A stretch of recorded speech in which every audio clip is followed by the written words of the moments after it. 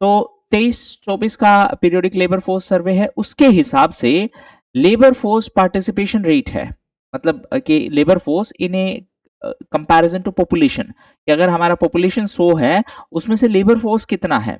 तो बिहार का labour force participation rate, ये डेटा ध्यान से देखेंगे, ये डेटा आप कहीं पर भी यूज कर सकते हो, लिटरली कहीं पर भी यूज कर सकते हो। मेल्स का जो लेबर फोर्स पार्टिसिपेशन रेशियो है वो अर्बन में 71.9% है, रूरल में 79, 71 79, एग्जैक्ट नंबर नहीं भी याद रहेगा मेंस में, इट्स ओके, बट आप मतलब राउंड फिगर याद करके रखो, 71 79। अच्छा, अब उसके पीछे एक बेसिक कारण बताओ कि रूरल एरिया में लेबर फोर्स पार्टिसिपेशन ज्यादा क्यों है in comparison to urban? Why the labor force participation rate is higher in rural area in comparison to urban area? यहाँ पे 71 है, यहाँ पे 79 है। फीमेल की अगर हम बात करें तो फीमेल का अर्बन में 18% है और रूरल में 33.5% है। हाँ, 33.5%। हाँ, तो लगभग लगभग देखो, आप यहां से आपके माइंड में मल्टीपल चीजें आनी चाहिए।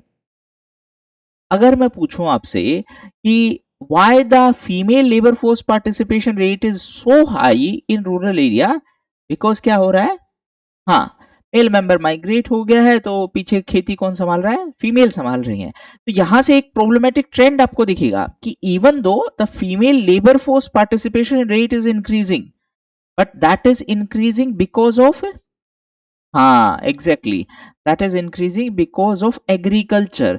और इसी चीज को हम क्या बोल रहे हैं, फेमिनाइजेशन ऑफ एग्रीकल्चर, मतलब एग्रीकल्चर में फीमेल का जो रोल है that has increased a lot. 71 79 18 33, ठीक है, 71 79 18 33, ये बिहार का पूरा काइंड ऑफ हमारा डेमोग्राफिक डिविडेंड। देखो, जब डेमोग्राफिक डिविडेंड पे क्वेश्चन आए तो आपको ये स्पेसिफाई करना है। अब यहां से आपको कोई प्रॉब्लम दिख रही है, can you specify any problem from this particular data set जहां पे हमने बिहार के लेबर फोर्स पार्टिसिपेशन रेट की बात की है? कोई आपको प्रॉब्लम दिख रही है in context of demographic dividend? इसको मैं थोड़ा सा जूम कर देता हूं। हाँ, कोई दो प्रॉब्लम बताओ मेरे को। गुड धीरज, ठीक है। हाँ, बट इसको डेमोग्राफिक डिविडेंड से कनेक्ट करके बताओ। Do you see any kind of problem? ठीक है, गुड कुणाल। और उसके अलावा, एक तो हो गया कि इनफॉर्मल सेक्टर है तो जॉब सिक्योरिटी नहीं है, उसके अलावा कुछ और ट्रेंड दिख रहा है आपको? हाँ exactly, lower female labour force participation rate. Can I simply से कि हम अपने ह्यूमन रिसोर्स का यूज ही नहीं कर रहे हैं भाई। हर 100 में से सिर्फ 18 फीमेल हैं जो कि एक्चुअली लेबर फोर्स में है, तो participation rate is very very low.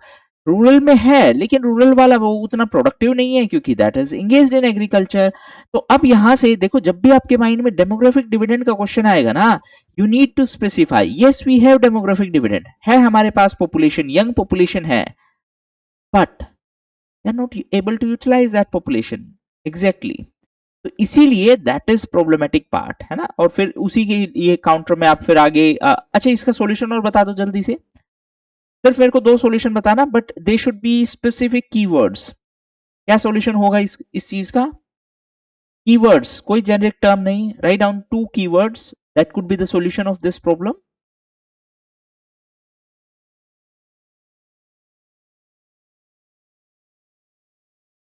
ठीक है, गुड सचिन, वेरी गुड। हाँ हाँ हाँ, देखो अच्छे अच्छे कीवर्ड ऐसे ऐसे आपको वो करना है।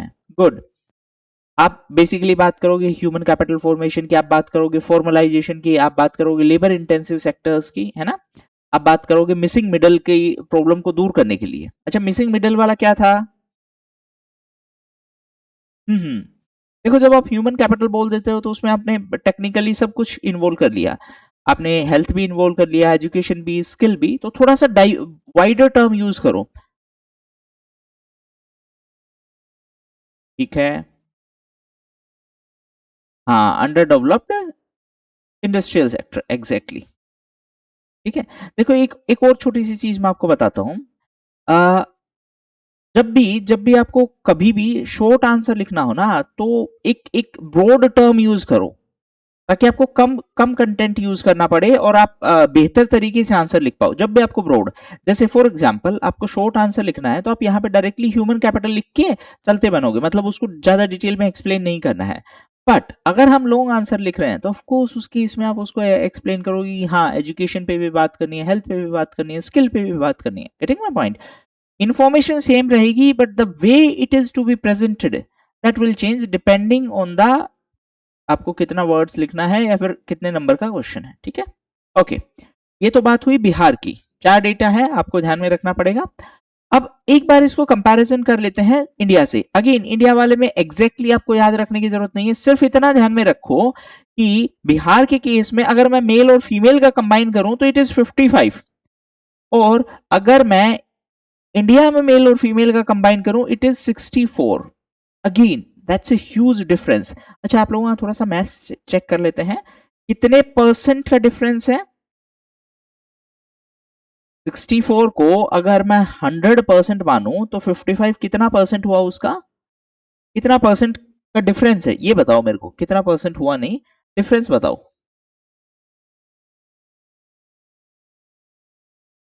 थोड़ा सा आपका चेक करते हैं, 10th क्लास में आपने कितना गड़बड़ किया है।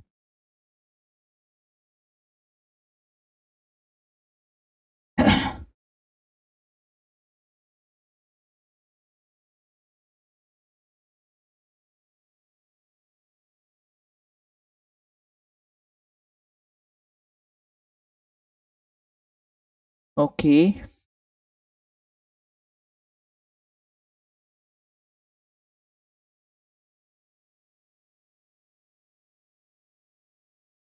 ठीक है, बाकी लोगों का आंसर देखो, दोनों में डिफरेंस लगभग 10 का है ना? और 6.4 मतलब अगर 64 मतलब 6.4 में 10% हो जाना है। Good,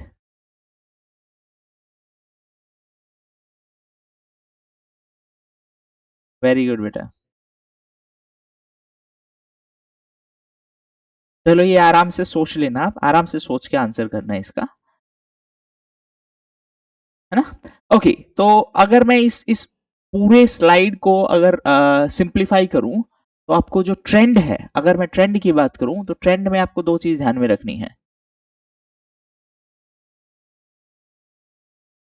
labour force participation rate, Bihar का लेबर फोर्स पार्टिसिपेशन रेट है that is lower than India. यहां पे आप 64 की बात कर दोगे, यहां पे आप 55 की बात कर दोगे। अगर विद इन बिहार की मैं बात करूं, तो male labour force participation rate is higher than female, rural labour force participation is higher than urban, और फीमेल में भी एक और ट्रेंड आप यहीं पे समझ ही लो इसको भी, कि rural female participation is higher than urban female.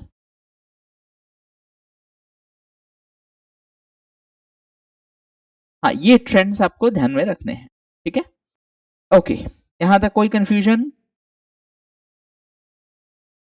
ठीक है, तो जब भी डेमोग्राफिक डिविडेंड का क्वेश्चन आएगा, you need to specify this thing. Usually आप लोग सिर्फ टीएफआर की बात करते हो और फिर उससे आगे चले जाते हो,